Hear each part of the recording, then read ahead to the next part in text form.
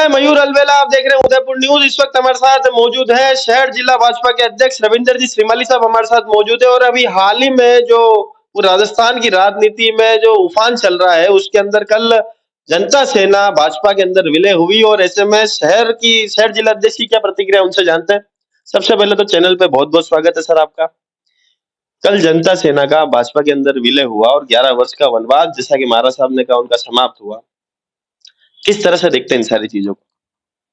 इस लोकसभा के चुनाव को लेकर और आगामी 2028 और 2029 के अंदर जो चुनाव होने वाले हैं, देश के प्रधानमंत्री जी का जो लक्ष्य है कि अब की बार 400 पार, तो मेरा मानना है कि सारे देश के अंदर एक मुहिम उन्होंने छेड़ी है कि भारतीय जनता पार्टी के अंदर अच्छे विचारों वाले लोगों को भारतीय जनता पार्टी की सदस्यता प्रदान कराकर हम हमारे लक्ष्य किस प्रकार हासिल करें। इसलिए आपने देखा होगा कि विभिन्न प्रदेशों में जो महत्वपूर्ण नेता है, जो कांग्रेस में वर्षों से जो काम कर रहे थे, ऐसे हमारे सांसद, विधायक और ऐसी महत्वपूर्ण हस्तियां जिनका अपने क्षेत्र के अंदर एक बहुत अच्छा स्थान है, उन सभी लोगों को भारतीय जनता पार्टी की सदस्यता ग्रहण कराकर 2047 का जो लक्ष्य प्रधानमंत्री नरेंद्र मोदी जी का है, मैं सोचता हूँ उसी कड़ी में यह कार्य प्रारंभ हुआ है। और भारतीय जनता पार्टी के अंदर जनता सेना का जो विलय हुआ है, एक अच्छा संकेत है। प्रदेश नेतृत्व में सोच समझकर उनको यहाँ पर एक अवसर प्रदान किया है। तो कुल मिलाकर भारतीय जनता पार्टी की सरकार फिर से राजस्थान में बने और इस बार जो 25 सीटें जो जीतने का लक्ष्य है, जो समीकरण सामने नजर आ रहे हैं, तो इस बार भी ये तीसरी बार राजस्थान के अंदर यह उदाहरण एक साबित होगा कि निरंतर तीनों टर्म के अंदर 25 में से 25 सीटें भारतीय जनता पार्टी जीत रही है।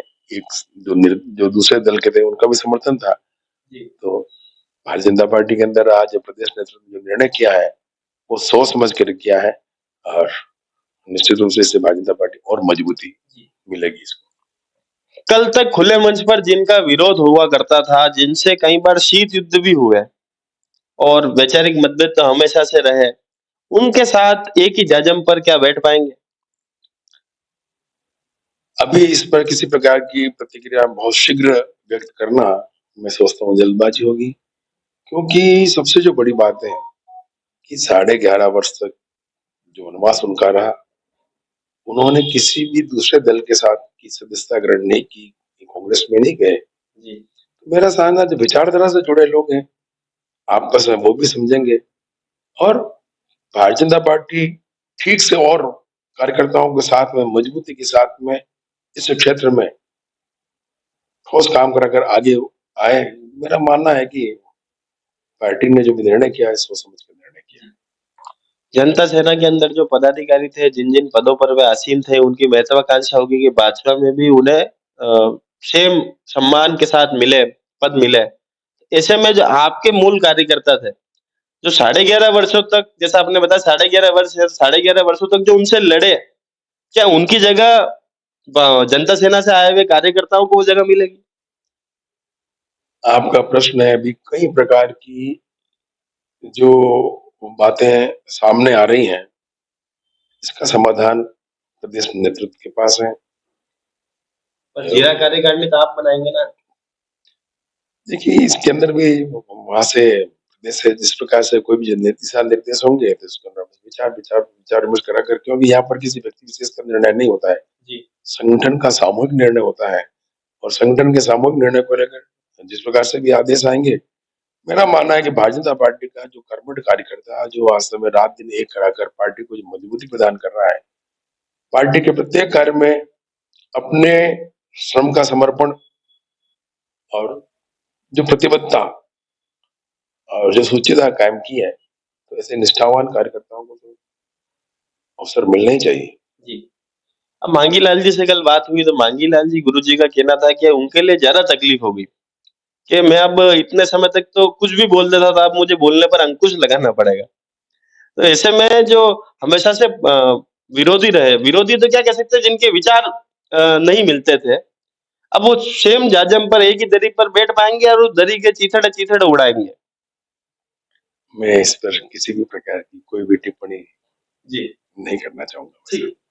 अच्छा, मुझे एक बात बताइए, अंतिम और आखिरी सवाल। मांगीलाल जी गुरुजी कई बार खुले मन से आपको अरिहंत ब्राह्मण कह चुके हैं। ऐसे में अब मांगीलाल जी जब मंच पर आएंगे तब भी क्या उसी संबोधित करेंगे, क्योंकि आप उन्हीं के संरक्षण में आप राजनीति की आपकी शुरुआत भी हुई और आपके लिए भी गुरुजी के रूप में ही उनकी भूमिका रही है। आपको और दिनेश जी भट्ट साहब को अरिहंत ब्राह्मण वे कहते हैं। तो अब क्या मंच पर भी इसी प्रकार की भाषा शैली का उपयोग होगा या जिलाध्यक्ष हैं तो उसका वे मान रखेंगे? देखिए, भारतीय जनता पार्टी के वरिष्ठ नेता के रूप में उनकी पहचान कायम हुई। अपने कार्यों के द्वारा संगठन ने भी उनको महत्वपूर्ण स्थान पर दायित्व दिया।